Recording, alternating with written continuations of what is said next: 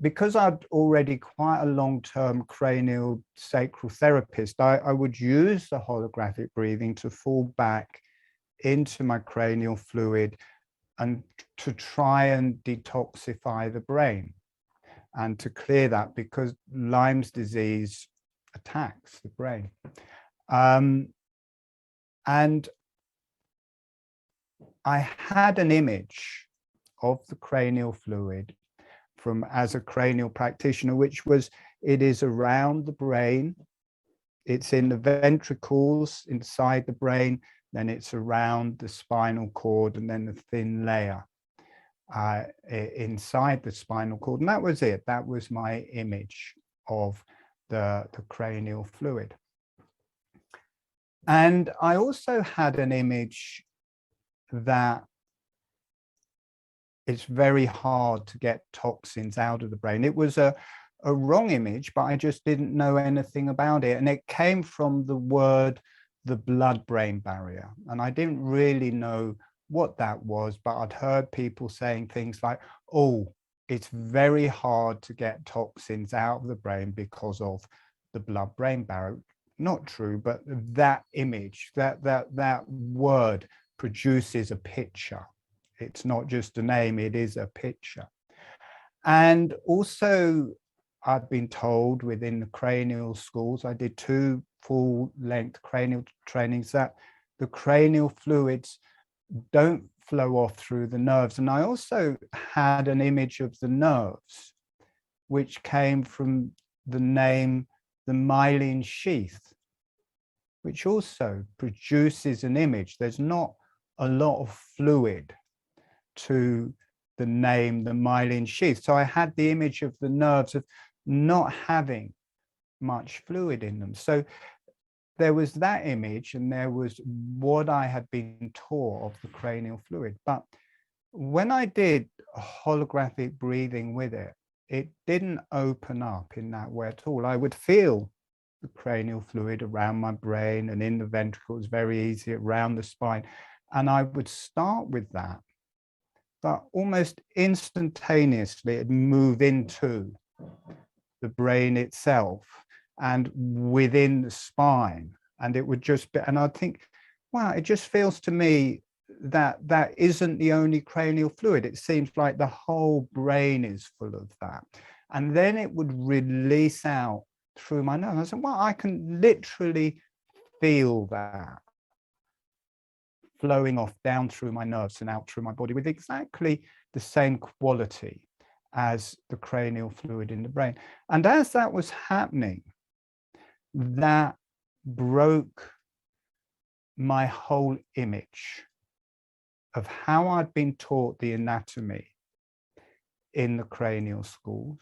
It broke the image of the blood-brain barrier, and it broke my image of the myelin sheath. I could feel the toxins. There's a lot of neurotoxins build up in Lyme disease, and I could literally feel those releasing out of the brain and down the spine and out through the nerves. And then, you know, from there, they just dissipate into the lymph and make their way out through the body. And I suddenly, from having this image of the brain being enclosed and isolated and divided, I had this image of the brain connecting and the fluids of the brain connecting, not just as an image or as an energy. I had a feeling of that fluid literally doing that, and this wonderful feeling of my brain being able to detoxify. And there was the effect of the holographic breathing producing that. But also I realized me holding that image and those names was literally having an effect of stopping my brain being able to detoxify.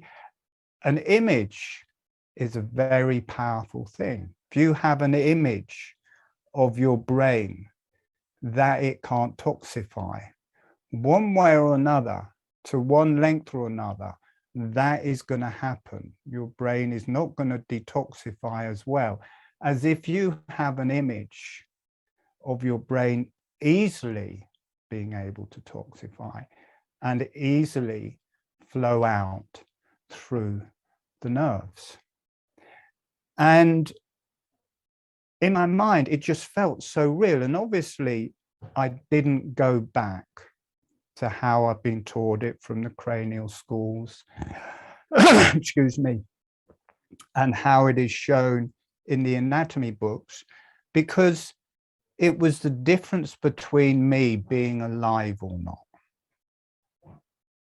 If I was at that point where I could very easily have died.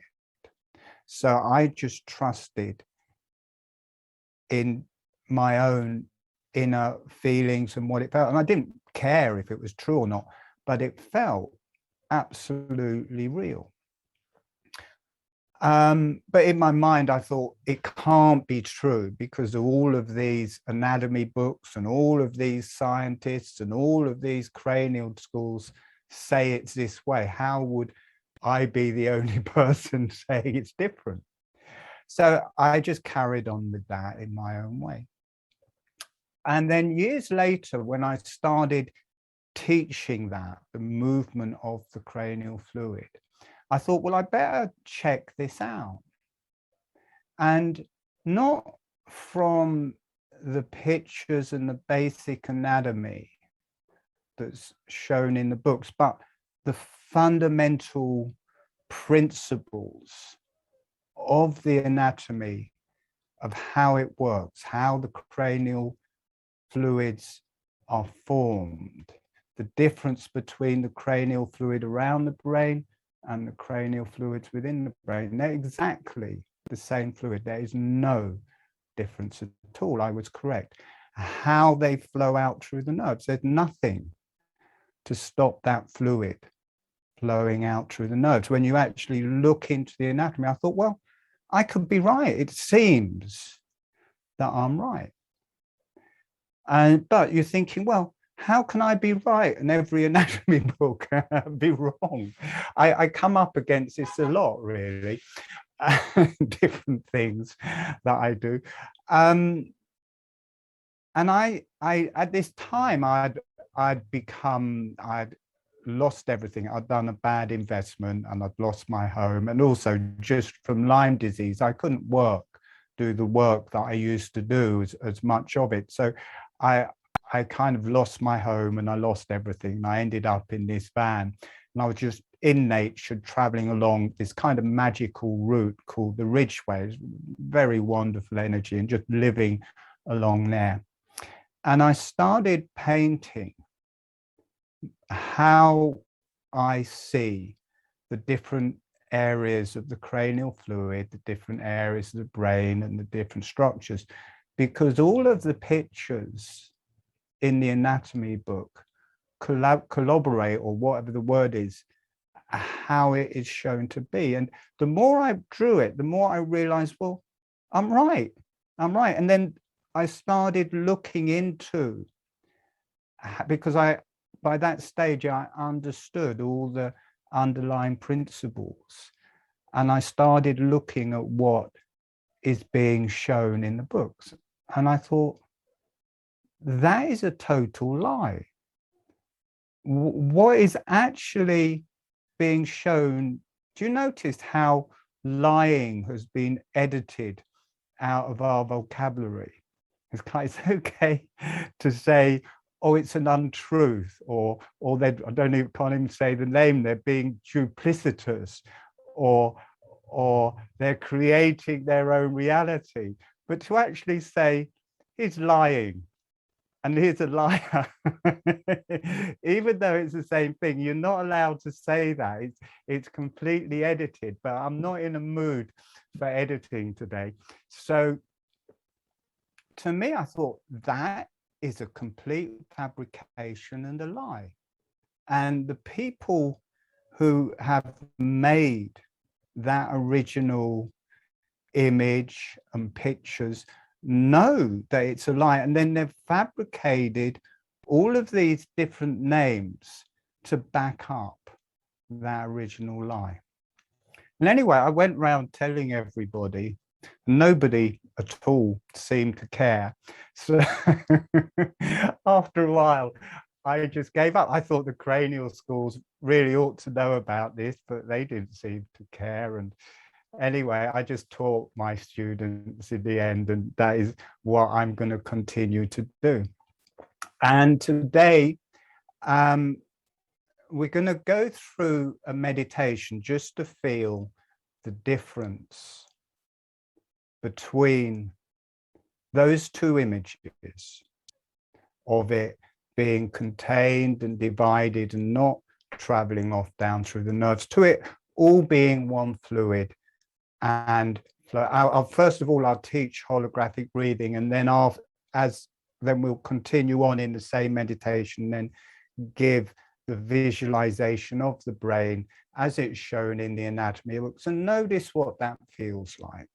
And then of the brain and the whole nervous system and cranial fluid as one fluid and flowing off through the nerves, and notice what that feels like. And then you have an image of being able to detoxify your own brain. It gives you a route of being able to feel your brain ventilate, and then you can feel what it feels like on your breath, how easily you breathe between those two images.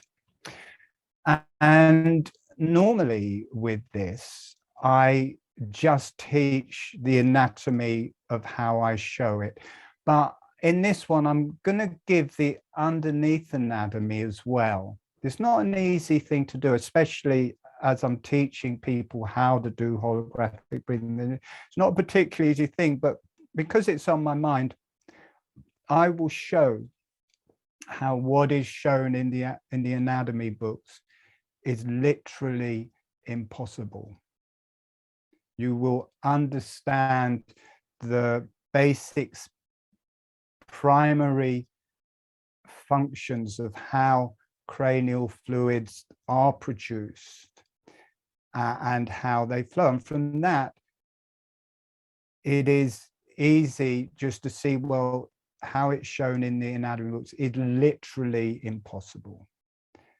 And in a way, for me, that's the competition. And for me, teaching what I'm teaching, I can say, well, look, this is how I see it working. But then everyone looks, say, well, the whole world and every anatomy book, other than you, Martin, says it's completely different. So I'm on a kind of a sticky wicket with that one. There was one school that saved me. I kind of got to the end of it, and I was speaking to Jeremy Gilby, who is the president of the Sutherland College of Cranial Osteopathy. And I said to him, I said, I feel as if I'm going crazy. I see the cranial, or experience the cranial fluid as this, doing this. I looked up all of the underlying principles of how it works, and it completely backs up how I experience it. But in the books, it's said in a different way, and all the cranial schools just follow the books. And he said, we teach it in the same way as you experience it. They have the same image. They think it's rubbish what is written in the anatomy books, but they're the only cranial school or cranial sacral school that I know of that does that. And also there's a driver behind this, in that I see what is pictured in the anatomy books as a global block. You know, people say, oh, there's nefarious forces which are stopping us advancing or ascending or evolving.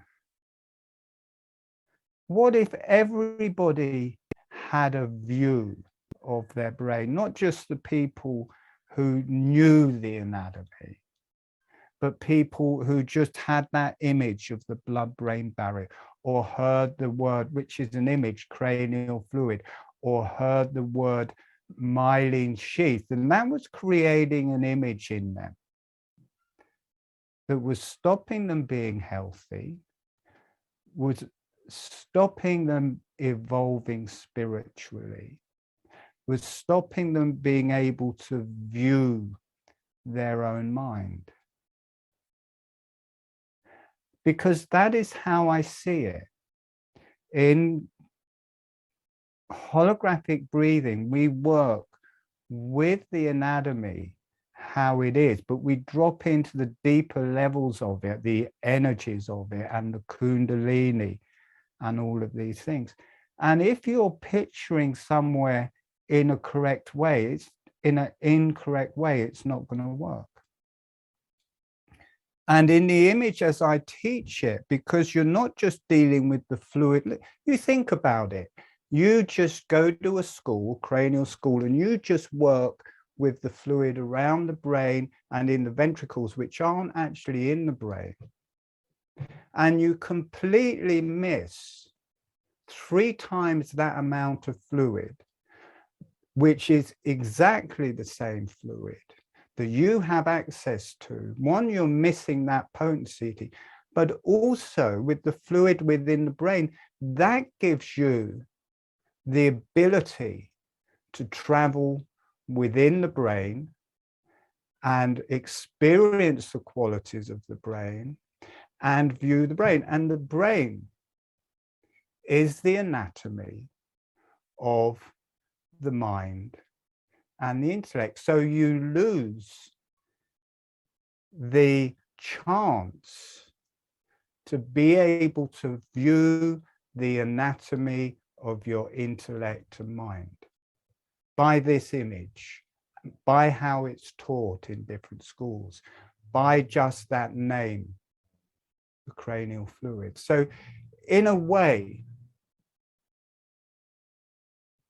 this is a powerful webinar. If all I do, or if all this does for you, is that it changes your image of how you perceive your brain and cranial fluid, that is pretty massive as far as I'm concerned, because when it's viewed in the correct way, as it actually is, and I'm not going to teach you anything that cannot be researched or looked up in anatomy. Everything I'm going to show you, to my knowledge, is 100% true.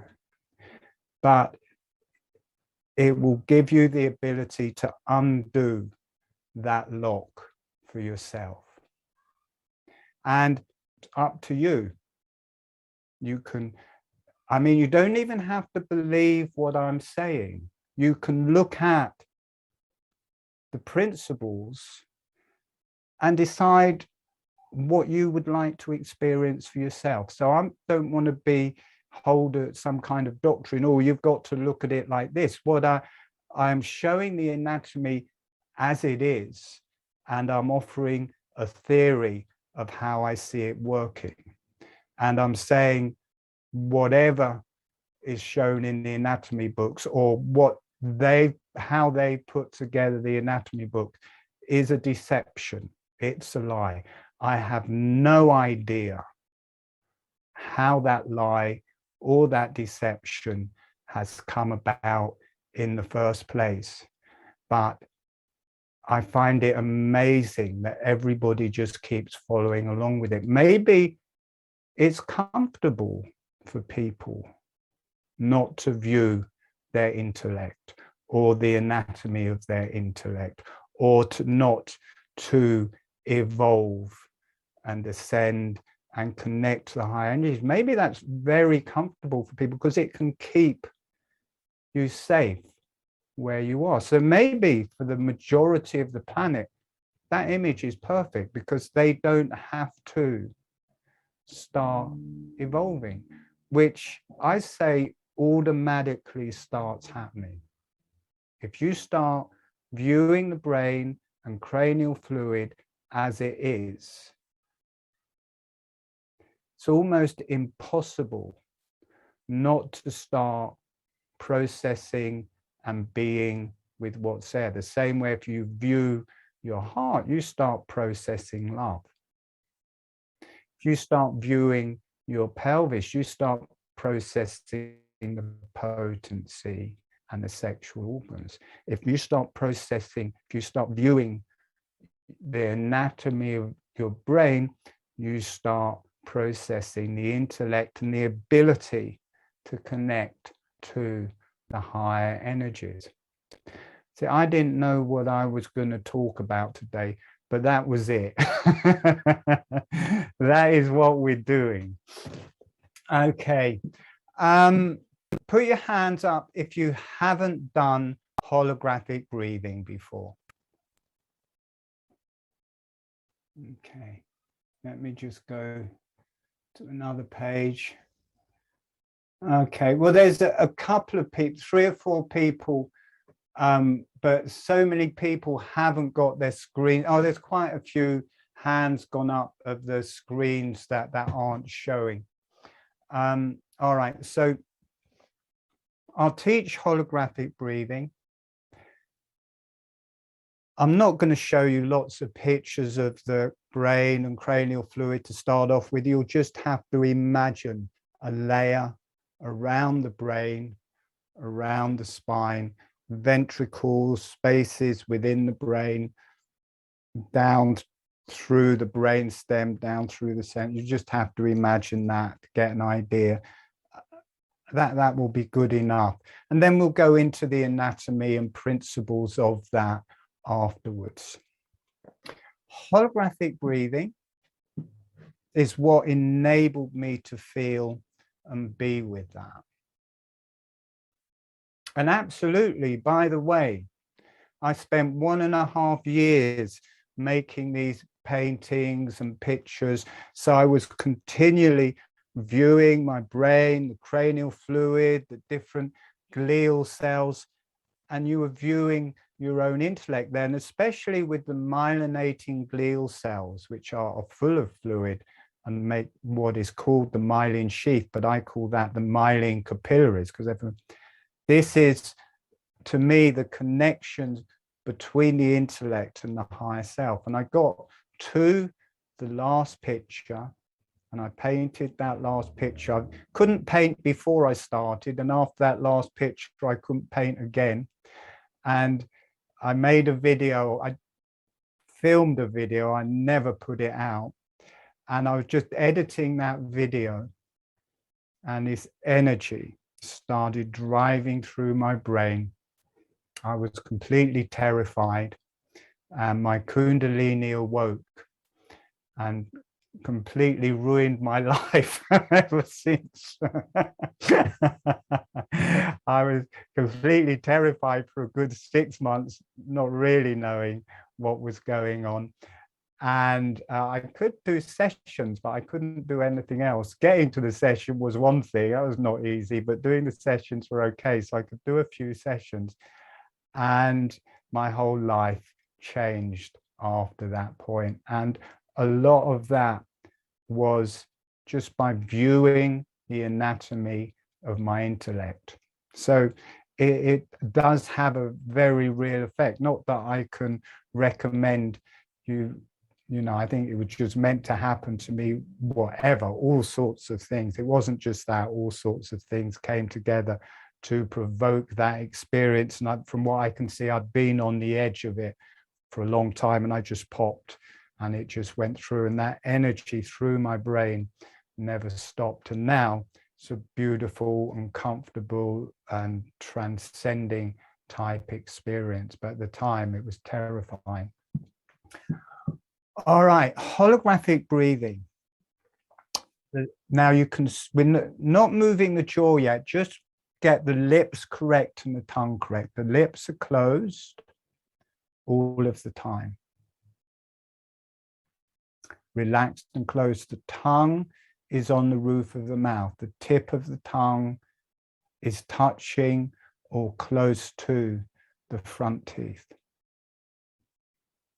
The upper surface of the tongue is on the roof of the mouth, and as much as feels comfortable over a period of time, the whole of the tongue will cover the roof of the mouth. But to start off with, it's important that it's comfortable. So as much of the tongue on the roof of the mouth as feels comfortable. The breath is through the nose. Now, there is a movement of the jaw to go with this, but unless you actually know holographic breathing, if you know holographic breathing, you can just do that. For people who don't, it's much better to wait until I start the exercises and just get used to having your tongue on the roof of the mouth, your lips relaxed and closed, the breath through your nose.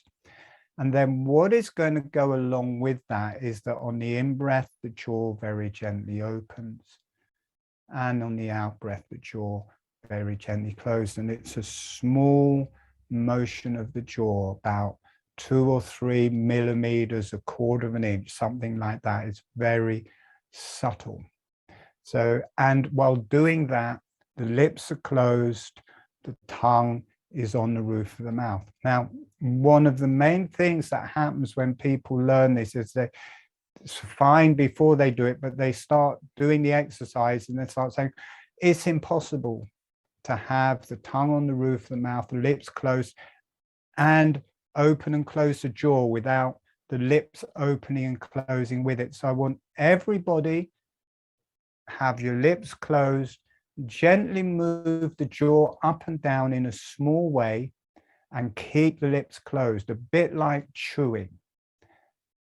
And notice you can do a small chewing motion and it's easy to keep the lips closed, kind of up and down with the jaw. So it's easy to do. Put your hand up if you can't do that. Nobody can't do that. Very good. All right, I'm just going to demonstrate it just for 3 or 4 breaths so you can see it's a very subtle motion. The lips stay closed. The breath is through the nose, a gentle motion of the jaw.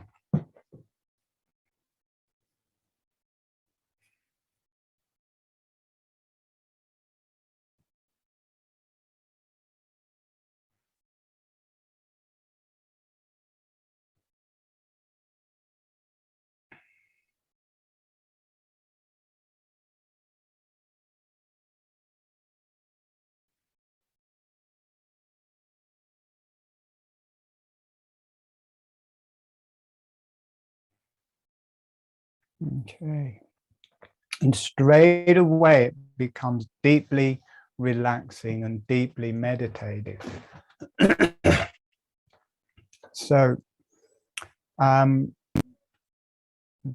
we're going to go into the learning of that now. Is there any questions before we go into this meditation and the learning of that? I will give a list of exercises to go with the motion and everything.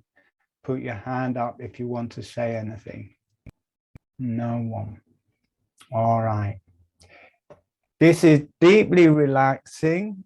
If it's your first time, do it sitting up. If you're lying down, there's a good chance you'll miss some important bits. After you've actually learned it and it started, then you can do it walking, lying down, sitting up, however you want. But through the initial learning of it, it's good to be upright, and then you're less likely to pass out. There's a certain point when it changes from being an exercise to just being this totally natural breath that integrates with the movement of your breath through the whole body.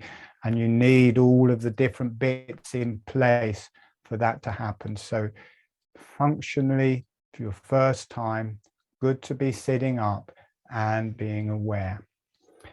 All right, so we will begin. Closing your eyes and breathing gently. The tongue is on the roof of the mouth. The lips are relaxed and closed, and we're going to bring in some resources. So sending a smile, sending some energy to the earth, and let the earth say hello back. Allow yourself to receive from the earth. Notice what that feels like through your body and through your energies. And then sending a smile, sending some energy to the higher self and the beneficial energies, and allow the higher self and beneficial energies to send you some energy back. Allow yourself to communicate with the higher self and beneficial energies. And the beneficial energies are any channels you like to work with, or any beneficial higher energies. There we go, lovely. The whole screen melts when people do that. So the eyes are closed, having your eyes closed, your lips are closed and relaxed, the tongue is relaxed and on the roof of the mouth. And now just keeping that in place, just gently moving the jaw up and down as if you're chewing, but very gentle, slow, vertical motion of the jaw up and down.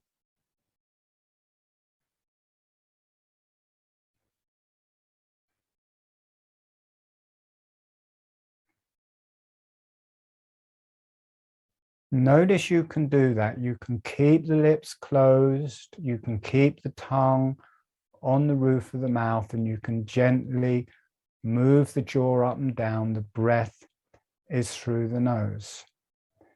Now we're going to synchronize the breath with the movement of the jaw. So as the jaw is opening, notice how this pulls the breath in through the nose. So the jaw is slowly opening, and this draws the breath in through the nose. As the jaw is slowly closing, this expels the breath out through the nose. The jaw relaxes open, the breath comes in through the nose, the jaw relaxes closed, the breath comes out through the nose. For this to work, the lips need to be relaxed and closed all of the time. The tongue needs to be relaxed and on the roof of the mouth. And if you're having any difficulty with it at all, make the movement smaller, slower, and more gentle. Jaw gently opening. The breath comes in through the nose. The jaw is gently closing. The breath comes out through the nose. Relax the back of the neck. Relax the back of the head. Now we're going to change the whole emphasis of that. We're going to bring the emphasis to the breath, and the jaw will move with the breath rather than the other way around. So now, being aware of the breath coming in through the nose, and as it comes in, the jaw relaxes open. Being aware of the breath leaving through the nose, and the jaw relaxes closed. Notice how the whole quality changes. It becomes much softer, becomes much more meditative, and the jaw just follows the breath. Breathing in, and there's no force to it. Breathing in, the jaw relaxes open. Breathing out, the jaw relaxes closed. Relax the back of your neck. Relax the back of your head, and the channel comes in. You may not even feel it because it's like yourself on a higher level. Everything relaxes, everything softens, and the jaw just starts moving with the breath. Just feels natural. So you breathe in, the jaw relaxes open. As you breathe out, the jaw relaxes closed. As the jaw is closing, the teeth gently float together. No pressure. As you breathe out, they gently float apart. So the jaw never becomes fixed. Breathing in, teeth gently separate. Breathing out, the teeth gently come together, or they almost touch. So they're almost touching, but not quite. So after a while, once it's going, just take the emphasis away from the jaw and then feeling, breathing in, the chest is opening, the jaw naturally opens with it. Breathing out, the chest is closing, the jaw gently closes with it.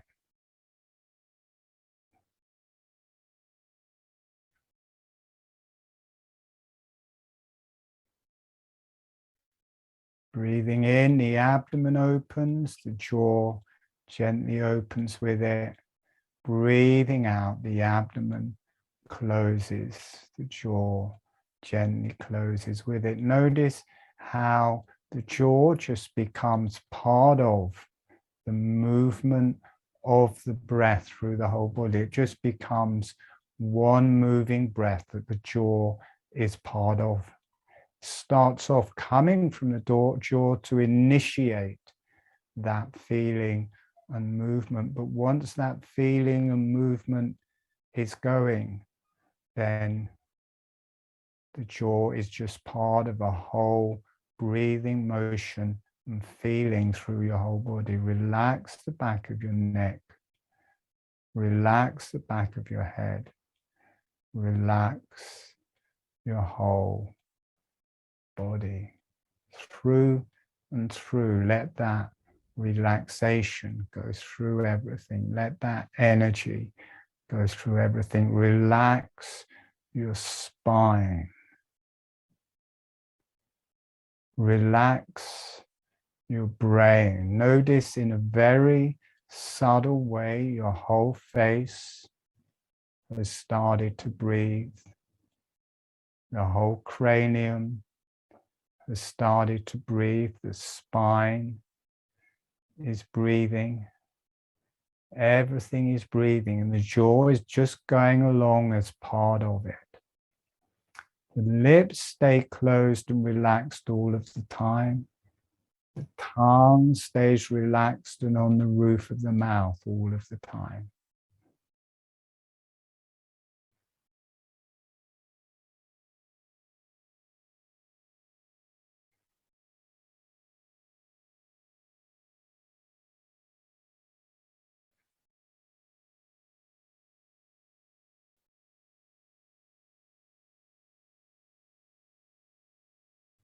You may feel energies rising up your spine and through your brain and connecting up to the higher self.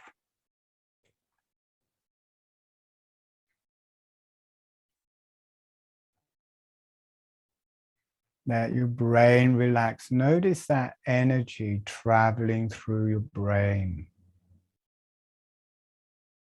pulsing through your brain.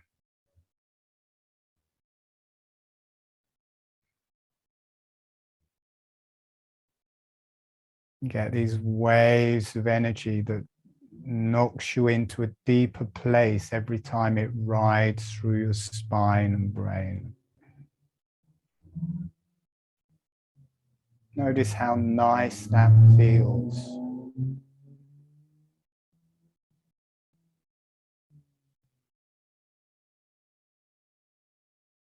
Okay, and feeling the sides of your cranium as if they can open on the in-breath. If they can close on the out-breath, and the sides of your jaw and face, if they open out to the sides on the in-breath, closing immediately on the out-breath.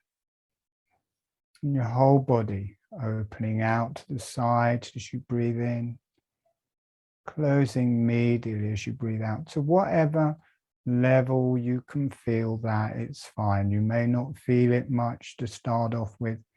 Expand, as well as the opening and closing of the jaw, there's an opening and closing to the sides. It all opens to the sides on the in-breath, and it closes back to the middle on the out-breath.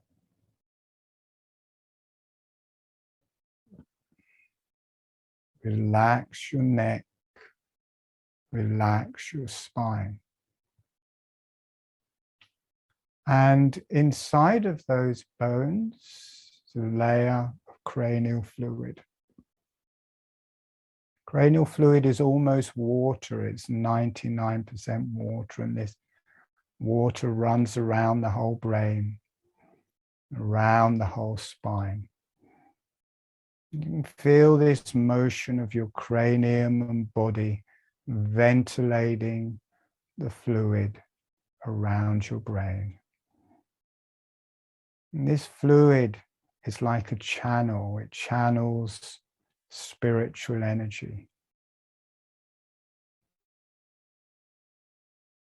And then inside the brain, there's 2 ventricles out to the sides, and then 2 ventricles on the center line.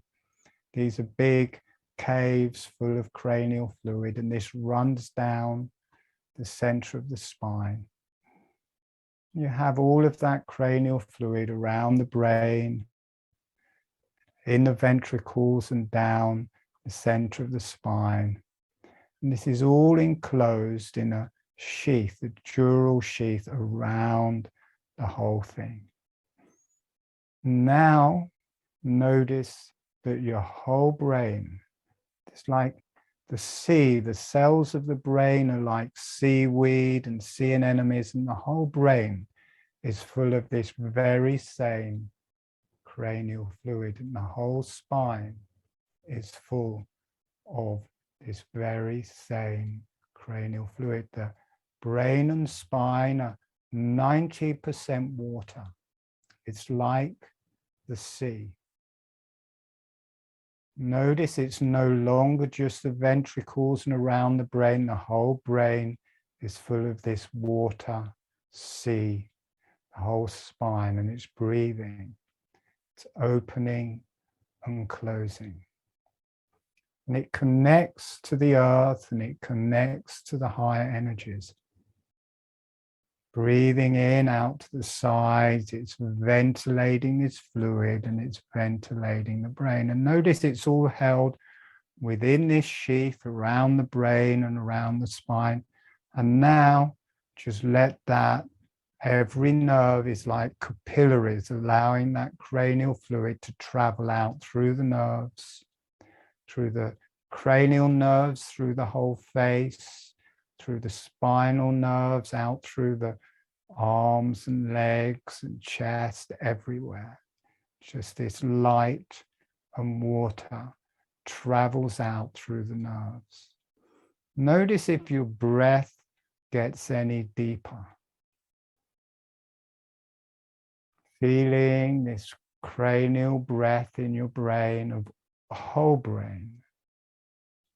All around the brain, in the ventricles, within the brain, within the spine. It's cranial fluid. And then that flowing off down through your nerves. And that it has an energy, it has an intelligence. And the nerves spread out to every cell through your whole body. And you have a connection from the higher, this is a portal for the energies, the higher self, to drop down into this water in your brain and out through the nerves and out through your body.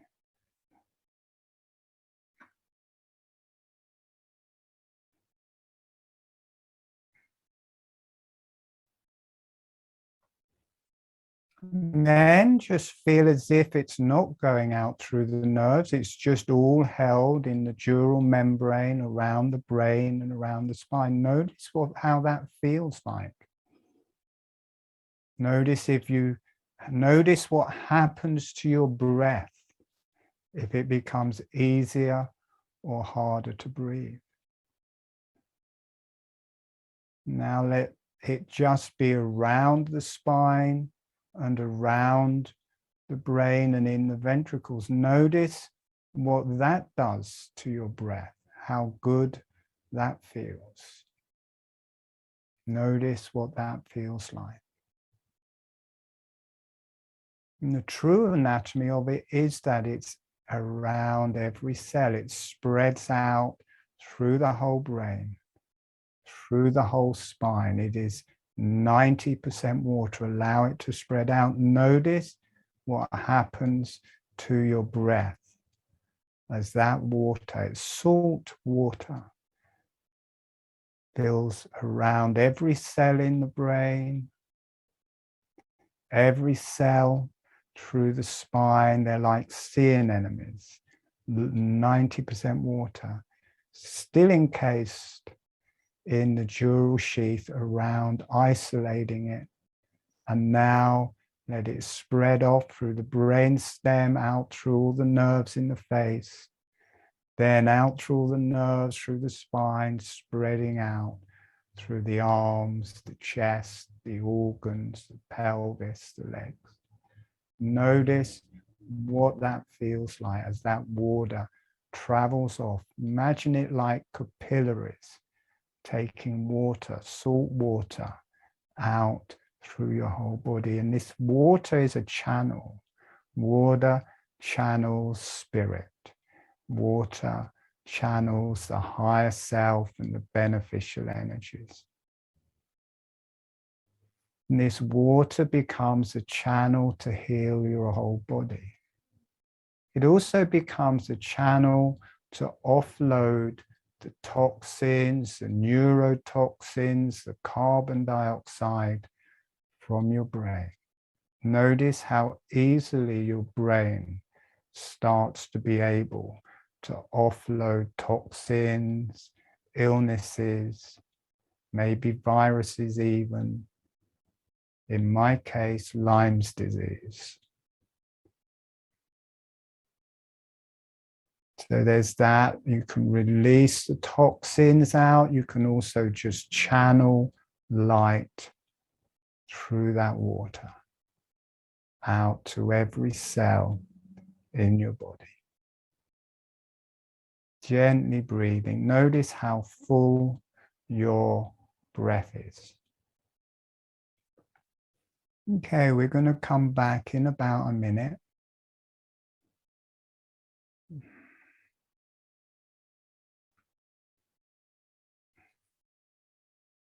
So letting that soften.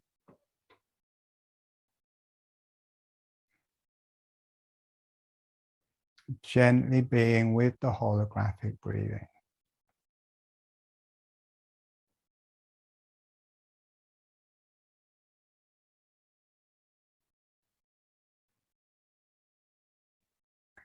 And when you feel ready, gently allowing yourself to come back.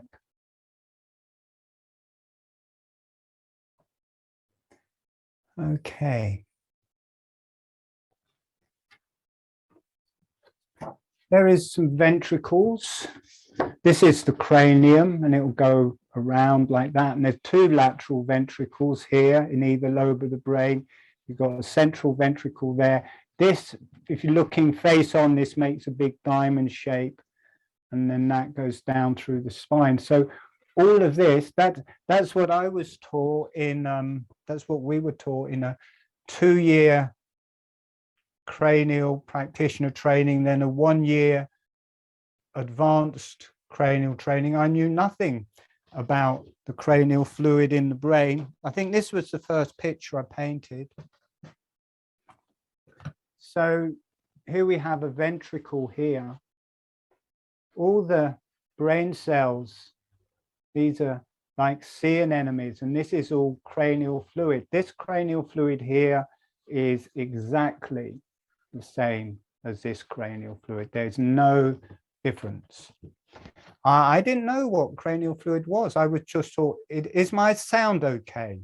Can you hear me okay? Yeah? All right.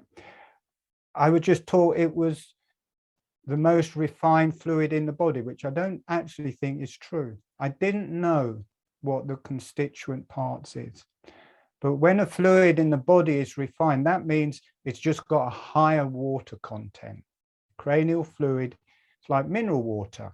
It's 99% water. And then the 1% is oxygen, glucose, and salt. And then there's other different things that go with that. But those are the main ingredients. The cranial fluid produced in the ventricles, 99% water, and then it's oxygen, salt, and glucose. The cranial fluid produced in the brain, 99% water and 1% salt, oxygen, and glucose. They're the same fluid. Put your hands up if it felt nicer feeling all of the cranial fluid than just feeling the cranial fluid in the ventricles. Put your hands up if that felt better. Brilliant. Put your hands up if it felt better, when you felt it going out through the nerves, there was a big relief as it all traveled out through the nerves. Put your hands out if you felt that. Okay, some people. All right. For the new people just getting used to holographic breathing, you may only be minimally feeling this. Right. We're going to go into the anatomy of this, you know, to show you this. I have got to show you the anatomy. But I'm going to explain it in an easy to see way. I can take these off to start off with.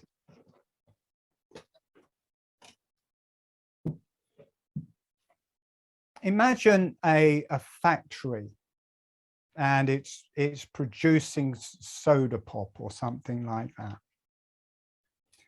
And there's this machine that makes the soda, and then that soda fills up this huge container. So there's pipes going from the soda making machine into this great big contained container. And then out of the container, there's more pipes, and they come to where that soda is put into bottles. Now, say just to get a figure, the soda making machine makes 100 liters of soda an hour. So there's 100 liters of soda flowing into this big sealed containers. And then the pipe coming out of the container to bottling it, that only takes 50 liters an hour. So you've got 100 liters going into this container. You've got 50 liters coming out every hour. What do you think is going to happen with that container? Put your hands up if you think that container is going to explode or something like that. Most people. You have to think for this. So, okay. That is how pretty well exactly how they describe the brain and cranial fluids working. There's 100 liters, whatever, going in, but actually there's only a way of getting 50 liters out. That's exactly how it's described. And we'll go into that when I show you the anatomy. And everybody, no one questions it. Then say with this big container, you've got your 100 liters going in, 50 liters going out, and then you find some other tubes that will take another 50 liters and take that extra fluid. And it would explain why your big container isn't exploding, because it's probably going out through this other pipe, which would exactly take 50 liters an hour. So that was there. But the whole people who designed this machine, they say, no, that other pipe would take it. That doesn't work. It only goes out through the 50 liters one, and you're scratching your head. That would sound a bit weird. Put your hands up if that sounds a bit weird. Come on, more people can put, okay, good. Join in. So then you look at it again, and you've got a pipe coming in with 100 liters. You've got your 50 liters coming out another pipe. And then the other pipe that they say doesn't work, it comes actually inside the container, and inside the container, it's full of soda. It's got an open hole to the outside where that pipe continues, but the soda is only in the pipe inside, but as far as the manufacturer says, it won't flow out through the rest of the pipe. Put your hands up if you think that's weird. That is exactly how the brain and cranial fluids is described in the anatomy books. So that was a simplified version. I'm going to show you the anatomy behind that. And I'm happy if you're an advanced anatomy person and I'm wrong, you can tell me, it's okay. So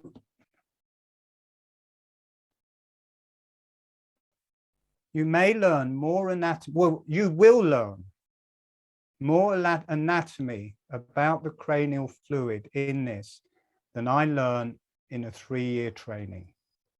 I don't know about the trainings now, but you will learn more about the cranial fluid in this hour or so than I learned in 3 years.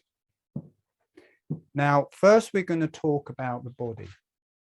You've got the blood coming out the heart, and this flows around the body into tiny little capillaries. I think it's like 1,500 miles of tiny little capillaries. When it's leaving the heart, it's got this strong pressure and it's flowing out very quickly. By the time it's gone through these over 1,000, I think it's over 1,000 miles of little capillaries that are only wide enough for one cell to go through, that pressure has gone down by 90%. If it was coming out as a pressure of 10 from the heart, by the time it's gone through the capillaries, it's down to 10% of that. So if it was 10 there, it will be 1 at the capillaries. So there's very little pressure. The fluid comes out from the capillaries, the interstitial fluid that flows around the cells, carries oxygen, carries nutriments, goes into the cells, it gives them life. Then after it's done that, it comes back out the cells, it's carrying toxins, it's carrying carbon dioxide. So you've got it coming from the heart here, the arterial blood. That fluid has got so much little pressure, and there's so little pressure in the venous blood going back. The venous blood can't take all of that fluid back because the pressure is right down, it's flowing really slowly, so it comes out fast and strong, lots of fluid goes back through the venous blood. It can't take that same amount of fluid. So what happens is the fluid that doesn't go back in the venous blood goes back through the lymph. So you've got the arterial blood coming out fast, the venous blood coming back slow, the lymph coming back slower. Proportionally size-wise, if that is the arterial blood, this will be the volume of lymph.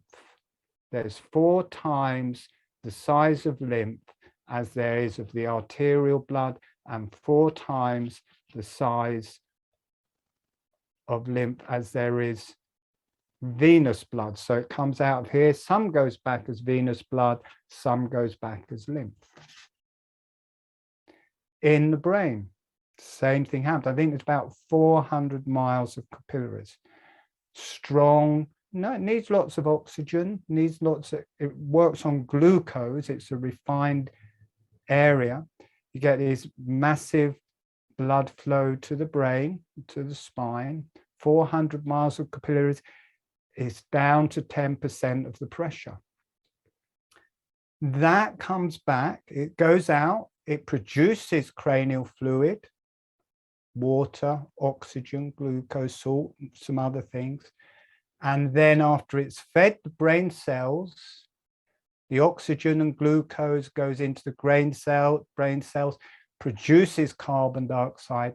That comes back through the venous blood. The venous blood leaving the brain is going so slowly sometimes that it even goes backwards. So the venous blood can't take all of that fluid back up. So we're left with this volume. You've got that coming to the brain, you've got that leaving the brain as venous blood, and then you've got that volume of fluid going back to the heart somehow. Put your hands up if you know how that area gets back to the heart. Put your hands up if you know how that gets back to the heart from the brain. Well, I've got to tell you something. You're not alone, because the scientists don't know how that volume of fluid gets out to the heart. Not only do they not know, they just totally ignore it.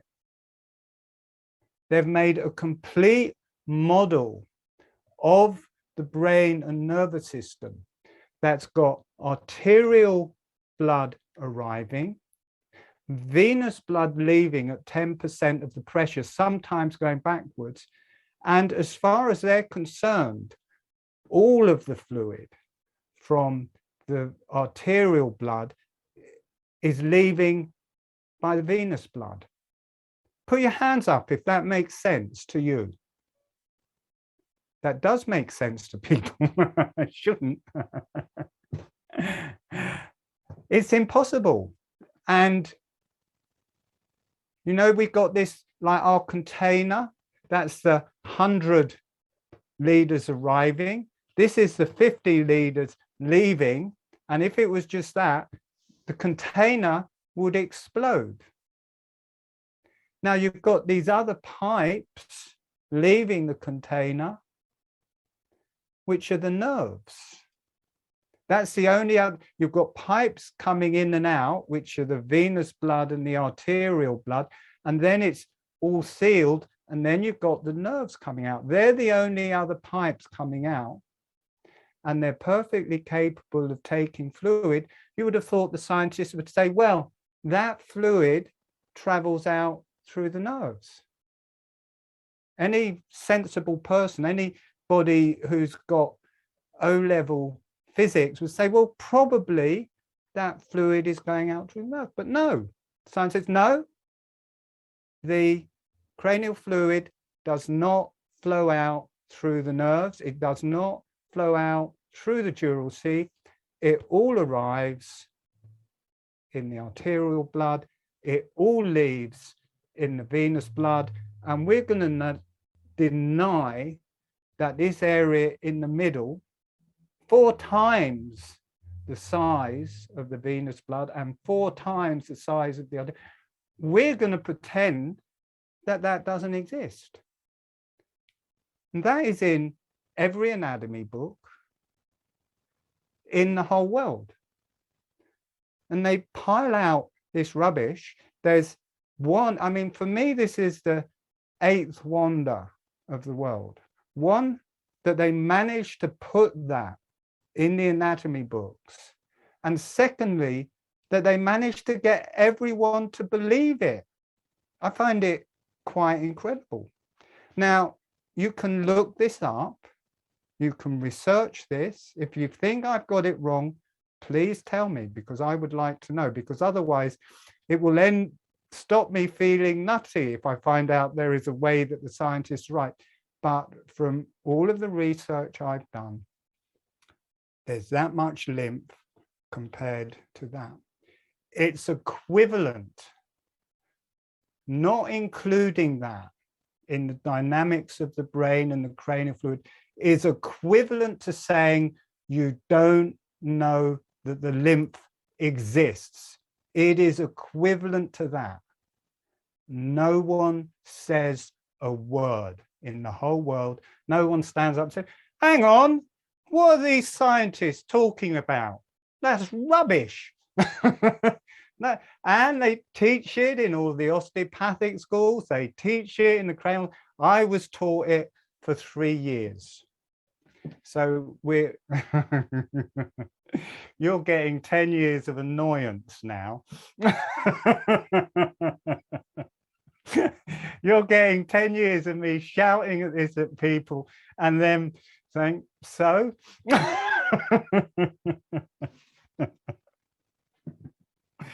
All right. Let's look at this.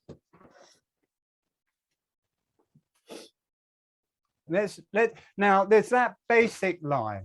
I'll tell you what this reminds me of. There's the when at first, what a wicked web we lead when we first learn to deceive. Because you've got that basic lie, and then they've had to make up all sorts of other lies to cover their first lie. So let's look at a picture of how they show it. So firstly, to cover up that lie, they divide the fluids. Even though they're exactly the same fluid, they divide it into cranial fluid that does nothing. It just goes on an impossible journey. It is full of nutriments and oxygen that aren't used, and it leads through the venous blood that's actually intended for the brain. So the blood for the brain, the venous blood from the brain can't leave for it. But let's just look at the journey it takes. And so here it is. And I'll just show you the picture. I'm just going to call it lies until someone tells me different. I'm just going to call it lies.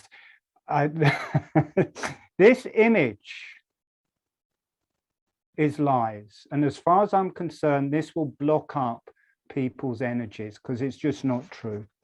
And you can't really see the ventricles, but the cranial fluid, as it's called in here, is produced in the ventricles here, comes down one side of the spine, all the way down the spine, all the way up the other side of the spine, and then out right to the top of the head and out through the venous blood here. Now that looks kind of possible when you look at this section of the spine. It looks possible that it's going to go down and up the other side. This picture is built to deceive.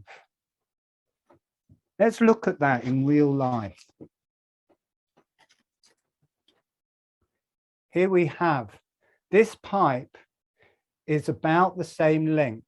I haven't got, it is the same width as the dural tube.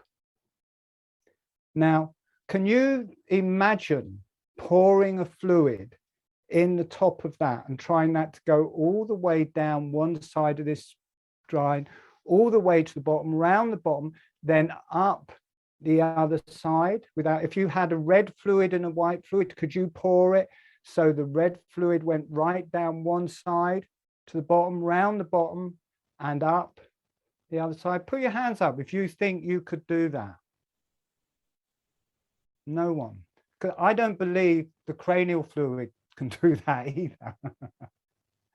That picture, you know, there's lots of tricks in that.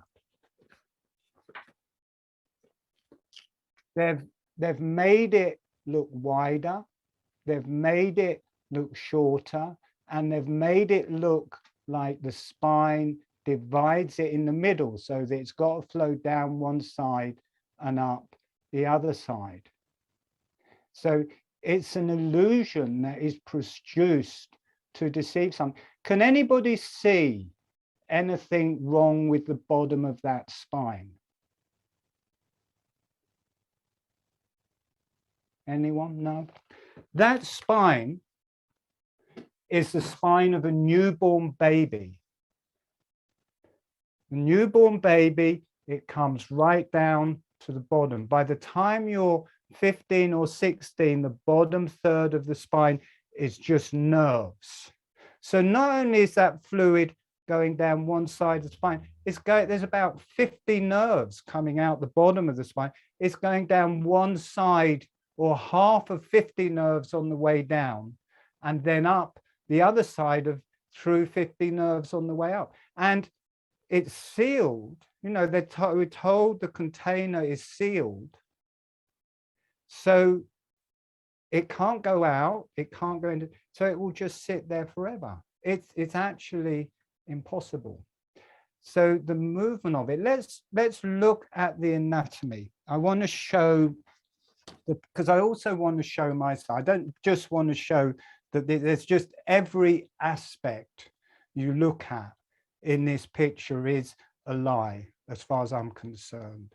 I don't want to spend my whole time looking at that, but I want to show you how beautiful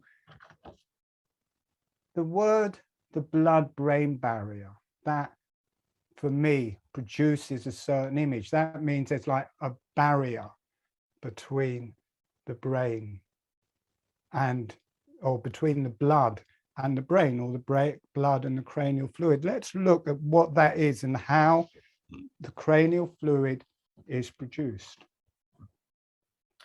The way the cranial fluid is produced, it comes into the capillaries, which are wrapped around by endothelial cells, and there's a tight junction, or there's tight junctions between them that only pure water can come out of. That's actually just another fundamental principle, is that water will travel anywhere in your body. Again, you can look that up in your anatomy book. Water will travel through any membrane anywhere in your body via osmosis. It'll either flow through, or if it's going through membranes, it will go through via osmosis. So here we have an endothelial cell with blood in the middle. You've got a tight connection at the bottom. The water will flow out all around and nothing else. Everything else is kept inside. And then the endothelial cell is intelligent, and it allows safe passage for oxygen, glucose, and salt, and they travel through the cell body, and that creates the cranial fluid in the brain. That's how it creates this rarefied fluid in the brain, because the cells have tight connections. The water can only flow through, and the water flows through the cell by osmosis, and the cell's intelligent. It lets out oxygen, glucose, and salt. That is how it's produced 400 miles of capillaries through the brain and cranial fluid. In the ventricles, the cranial fluid, you've got again, these are ependymal cells. And the ependymal cells have also got tight connections, and you've got the capillaries running inside this is called the choroplexus, and the blood comes out into this area, and then it goes through these tight connections and produces pure 100% water. And then the same thing, these cells allow oxygen, glucose, and salt. So you end up with 99% water, oxygen, salt, and glucose. They're exactly the same. The fluid created in the ventricles is exactly the same as the fluid created in the brain. On that journey and then they've called it two separate names, which has divided it. It's made a division in the brain. In craniosacral therapy, or my trainings, we only looked at what's called the cranial fluid. So, and if I keep calling it cranial fluid, it pulls it back into that old description. So I'm going to change the name. The name of the cranial fluid produced from the ependymal cells in the ventricles, I'm going to call epifluid from the epidermal cells. The cranial fluid that's created from the capillaries within the brain, I'm going to call the endofluid because it's through the endothelial cells. So both of these fluids are food. They're oxygen for the cells. I keep on getting these messages. I'm just going to carry on regardless. So there's, sorry, I've lost my way now. There's glucose, which feeds all of the cells. There's salt that fires the electrical charges through the axons that create the electricity through the whole brain. And there's so it's glucose, oxygen, and salt mainly. It's food. So, and both the epifluid and the endofluid are food and oxygen. And they create a divide by saying the epifluid travels round and is just some kind of thing that cushions the brain, cushions the spine, and then it doesn't really use that oxygen, doesn't really use that salt, doesn't use that glucose, and it comes up to the very top of the head and leads through the venous blood. So it dumps all that unused oxygen, all that unused glucose, all that unused into the venous blood. If you said that happened anywhere else in the body, you'd be called fraud or stupid. But because it's the brain, everyone believes it. If I brought out an anatomy book and I said the interstitial fluid comes out of the blood in the wrist, it flows all the way up the arm, all the way down the arm without giving any of that oxygen or nutriments to cells, and then flows into the venous blood, taking all of that with me, everyone say you're talking rubbish. But it's not questioned in the brain. It's not questioned that these fluids are exactly the same and are food. So basically, for me, I'm not going to go into I'm losing my way a bit. I'm not going to go into all the different bits about this old picture.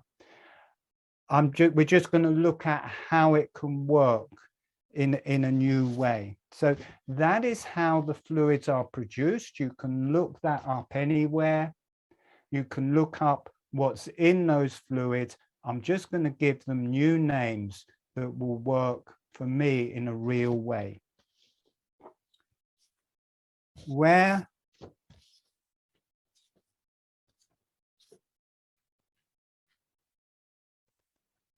Here we have. So this is in the spine. This is the spinal cord here. And then this is the nerves leaving, the capillary nerves leaving. This is, I mean, for me, it's all cranial C. It's epifluid and endofluid together. There is nothing to stop this traveling down the nerve. There is no membrane, no junction to stop this fluid flowing out down through the nerve. And these nerves can be long. Inside,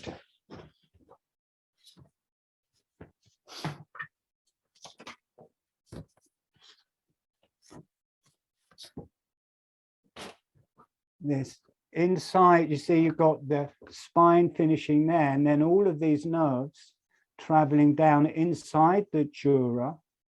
Inside the dura, they're full of cranial fluid. They're full of cranial C. And when they come out, there's nothing to stop that cranial C coming out. But in the anatomy books and in science, they say, no, it doesn't flow out. And in a way, they're right, because the way they've described it, if they describe it as cranial fluid traveling down the outside, by naming it that, I've lost my picture now. That's upside down. See, in this picture, if I was using those old names, this would be cranial fluid and this would be interstitial fluid. And if that cranial fluid can't flow up down the nerves because it can't get in there, and if it came into the nerve, it would no longer be cranial fluid, it would be interstitial fluid. So by naming it cranial fluid, they say, no, it doesn't flow off down the nerves. But if you give it a different name, if you call it cranial C, all of this, the cranial C here can flow into that. Water can flow anywhere. There's no membrane, there's nothing to stop this flowing off down through the nerves. And that explains perfectly where this bit goes. There's this perfectly sensible explanation where this whole area can go, but they say, no, that bit doesn't exist and it can't flow down the nerves. Every anatomy book in the world says that. Everyone believes it, except for me. This is why I've gone nutty, by the way. Several things like this. Let's look, the myelin sheath. Let's look at the myelin sheath.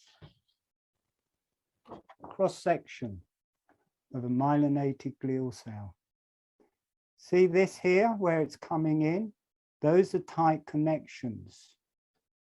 This is floating in cranial C all around it. The only thing that can go into it is oxygen, water, salt, oxygen. There'll be carbon dioxide.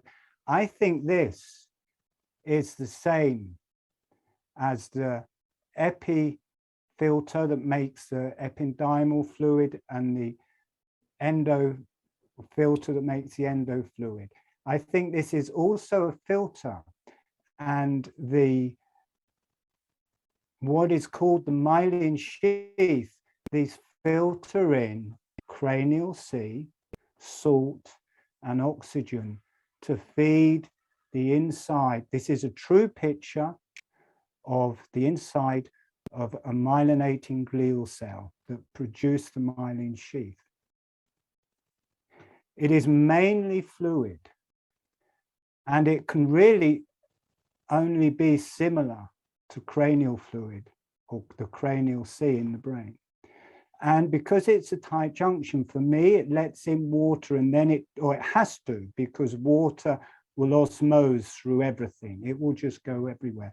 And then I think it will need oxygen, it will need glucose, it will need salt to fire the charge through the axon in the middle. I think it's an intelligent cell, and it will do the same. Tight connections are not very common, but there's 3 of them in the brain. In the ependymal cells to produce the epifluid, in the endothelial cells to produce the endofluid, and all of those merging together make the cranial C. And I think this is the 3rd filter making, for me, the myelinated fluid that makes capillaries and travels out through the nerves. See, it was so real to me, my experience of it traveling out through the nerves, that I was looking for a way that the cranial fluid could travel out through the nerves and stay as cranial fluid rather than mixing with the interstitial fluid in the nerves further out and just diffuse and not be cranial fluid. I was looking for a way that could stay pure. As these travel out through the nerves, even if it's just the interstitial fluid of the nerves around here, it's an intelligent, I think it keeps the environment of the brain, this sea of the brain inside it. It's a tight connection. It will only let in water, and then in the nerves, it chooses from the milky fluid that is in the nerves, chooses oxygen, salt, and glucose, and takes that environment of the cranial sea out, down through the nerves. For me, they make capillaries. There they are, traveling out through the nerves. Interestingly,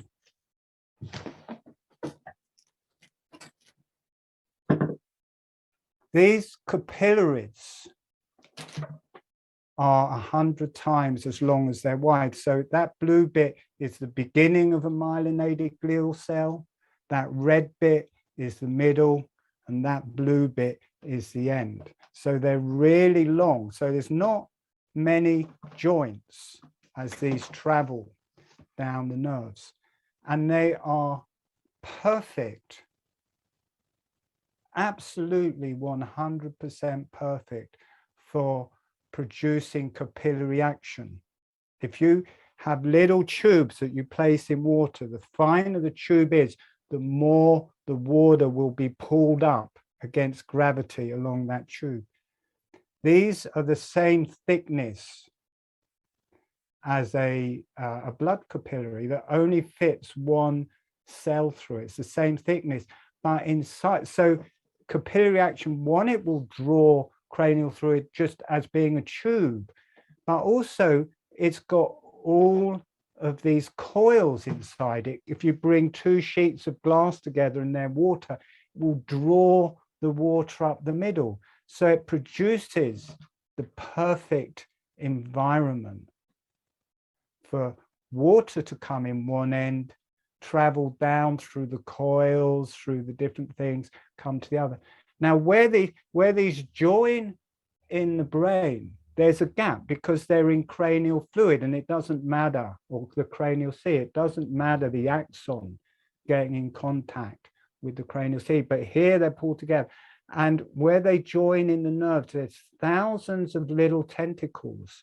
So as the fluid comes to the end, it can go into these little tentacles, and there's a massive surface area for it to come across into the next one.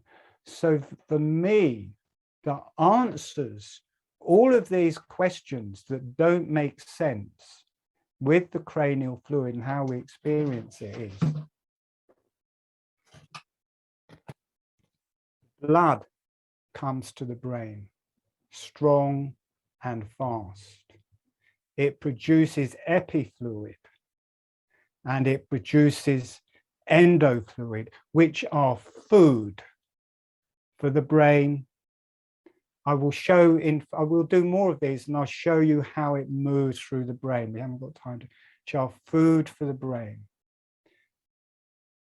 And they're a channel for spiritual energy. Some of it can leave through the venous blood. 4 times the size of that is this, which the nerves could easily take. We're told, no, nothing can flow down the nerves. It's rubbish, absolute trot. The nerves are completely open. Another picture to prove my point. Hang on. Here we have a nerve that's still inside the dural sheath, that's still completely surrounded by cranial fluid. Inside the nerve, you've got the myelinated glial cells, and between the little myelinated glial cells, we've got cranial fluid. And it comes to the dura, where it's coming out through the central nervous system. We have it as it comes out. It's exactly the same thing. There's nothing to stop it. But as it gets further down the nerve, this becomes, it's got a different blood supply that is creating milky fluid, and these can absorb what they need from that and become still water, 99% water, as it travels off down through the nerves. That is a perfectly reasonable theory that makes sense. What doesn't make sense, I've lost my container, is that the blood comes to the brain, produces produces cranial fluid that does nothing, just travels around, and it produces interstitial fluid, that two completely different fluids that have different jobs, and then it all leaves in the venous blood. That doesn't make sense. It's not true. Now, I'm not saying what I have put across is true, but it's true in my experience. And teaching it like this, I think, produces a block, and people having an image of the blood-brain barrier and the myelin sheath produce a block, as far as I'm concerned. From the basics that I've given you, you can make up your own version of how it works. And I'm willing to bet is better than the one in the anatomy books, or that they teach on every single cranial training that I know about. So now we're going to do I'm going to let people ask questions. Maybe someone's going to tell me I'm wrong. But then we'll do a meditation of doing that again. So I wanted to pass on that anatomy. I think I just wanted to get that off my chest. I think people should know. I think this webinar should be full of cranial practitioners actually getting a new view of how the cranial system should work. So absolutely, and words, naming things, really important. If you name one fluid in the brain interstitial and the other fluid not interstitial, you instantly think the other fluid isn't interstitial, and they're both exactly the same thing. By naming them differently, you divide people's image of the brain. Not only do you divide the image of the brain, you think people, well, there's this clear fluid flowing around the brain and then the brain is solid, rather than that fluid traveling through the whole thing and the brain is fluid with fluid around it. These are all images that affect our health and our spiritual well-being. Jobby, we're going to do a meditation. Stay for it as long as you want. Now you've got an image of how it can flow down the myelin capillaries. It will help to give you an image of how that cranial fluid, or how that cranial sea, can stay pure as it travels out through the nerves. Now, I'm not saying I'm right, but it makes pretty good meditations. All right, okay, we're going to go. So closing your eyes and dropping into the holographic breathing.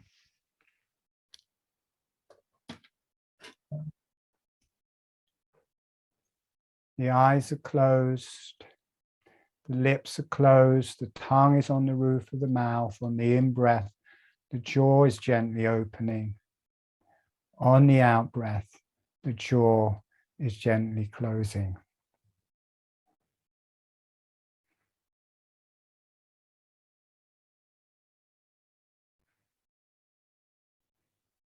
Feeling the sideways motion of the jaw, of the sides of the cranium, of the sides of the body, opening on the in-breath, closing on the out-breath. Become aware of that fluid around the brain, the cranial sea around the brain and the cranial sea around the spine. Become aware of the ventricles in the brain and the cranial fluid down the middle of the brain, or the cranial sea down the middle of the brain. Then let that expand out through the whole brain and the whole spine. So it's all fluid. It's all the same fluid. It's one fluid that transports through all of it. It's one fluid that channels an energy.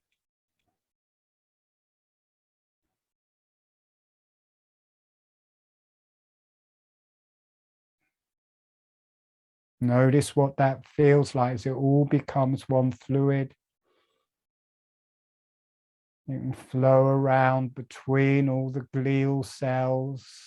You can ventilate the glial cells and they can get oxygen and glucose and they can let off carbon dioxide and toxins. All one fluid, breathing with the cranial fluids and the holographic breathing.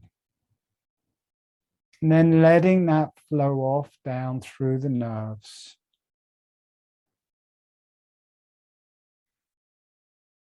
And then in the nerves, you have all of these thousands or millions of capillaries that keep that as pure water, salt, oxygen, glucose. So the cranial sea continues out through all of the myelinating capillaries and the myelinating fluid traveling out through the nerves. Now we'll do it later, but this fluid spirals in and it spirals out, which creates an energy.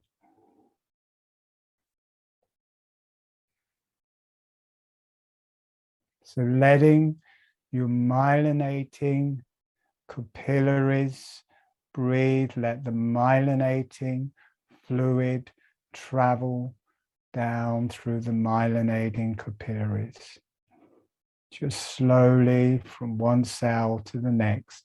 And it's pulled by capillary action out through the whole body, through these millions or billions of little capillaries. Notice how healing that is for the nerves, that every nerve strand is surrounded by pure water, by cranial sea, as it travels out through your body. And let that release through your neck. And know the cranial nerves and these millions of little capillaries full of cranial sea flowing out with capillary action through the face to all of the nerves, to the throat, to all of the organs, through the arms and legs, the hands and feet, the whole body. Wherever there's a cell, there's a nerve capillary close by, carrying this very precious myelinating fluid, which is the same as the cranial sea. You've got the epifluid, the endofluid, and the myelinating fluid.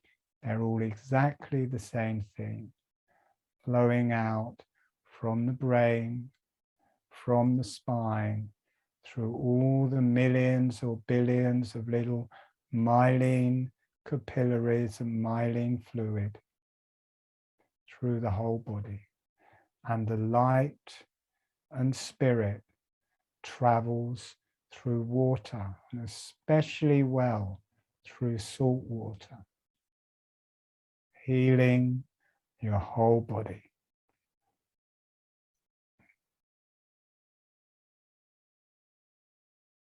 Right to the tips of your fingers, right to every organ.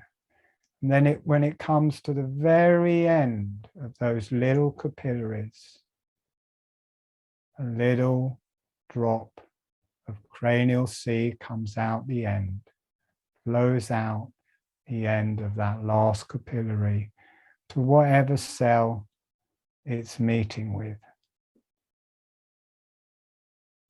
And through all of these nerves, through all of these capillaries, the excess fluid is flowing out through the sides of the nerves, and it's being picked up by the lymph in the body. So the cranial sea is flowing out through the nerves, out through the sides of the nerves into the lymph, and this lymph is making its way back to the heart, where it comes into the blood, and that blood is pumped to the brain and produces epifluid and endofluid. And that epifluid and endofluid flows through the brain, flows through the spine, and then flows out through all the myelinating capillaries, out through the whole body. And it connects to the higher self, the higher energies. Not only do the higher energies travel down it, the lower energies travel back the other way. The lower energies can release and travel up through the spine, through the nerves, connect through the brain, and then connect to the higher self. So you have the earth and the higher self connecting through an unbroken body of fluid, cranial sea, not produced by the blood-brain barrier, produced by the epifilter, the endofilter, and the myelinating filter. New names, new picture. Notice how healing this picture is. You can go back to the old picture if you want, but I'm keeping this one. Really feeling it coming out through the neck. Notice all of those millions or billions of myelinating capillaries coming out. It's the thyroid coming out, feeding the neck, feeding the thyroid with light and channeled energy. And breathe.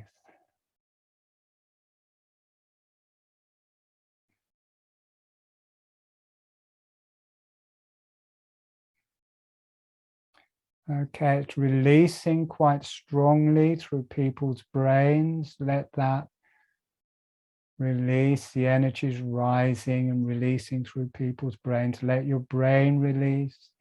Let all these cells are floating in this sea of light fluid. Let all of those cells release. See how this picture heals your brain.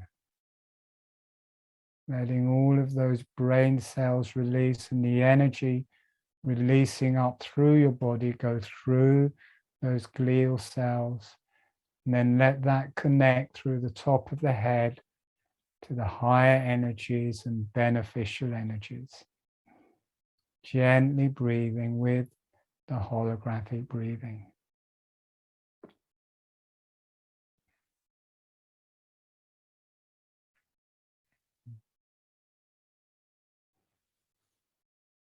And just breathing however it feels good. There's a lot more awareness. People have been aware of the fluids, quite a lot more awareness now moving through the neurons, through the axons in the brain, through the glial cells of the brain are being activated. The fluids around them, the myelinating glial cells are both, they're fluid and cells. And it's activating your glial cells of the brain. Once you're viewing the glial cells, you're viewing the anatomy of your mind, the anatomy of your intellect. And that gives rise, that melts and becomes a connection to the higher self and beneficial energies.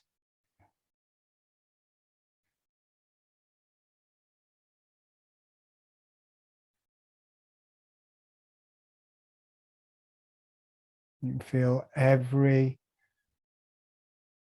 myelinating capillary spreading out through the whole body.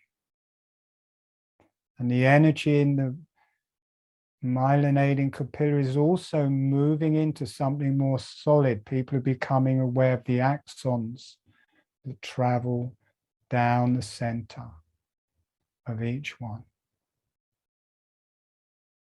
As people become aware of their anatomy that thinks.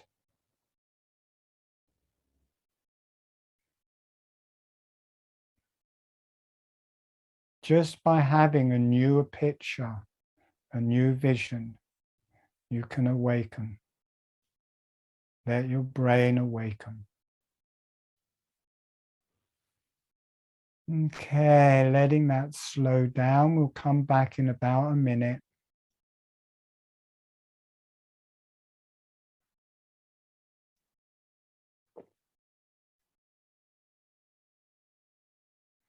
Just relax, breathing.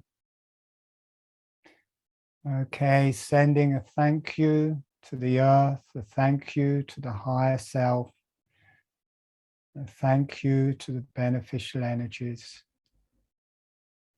and letting the energies go off for love and healing to the earth, for love and healing to the higher self and beneficial energies. And letting yourself be loved and healed. Letting the energies go out to all sentient beings for love and healing. And you are a sentient being, allowing yourself to be loved and healed.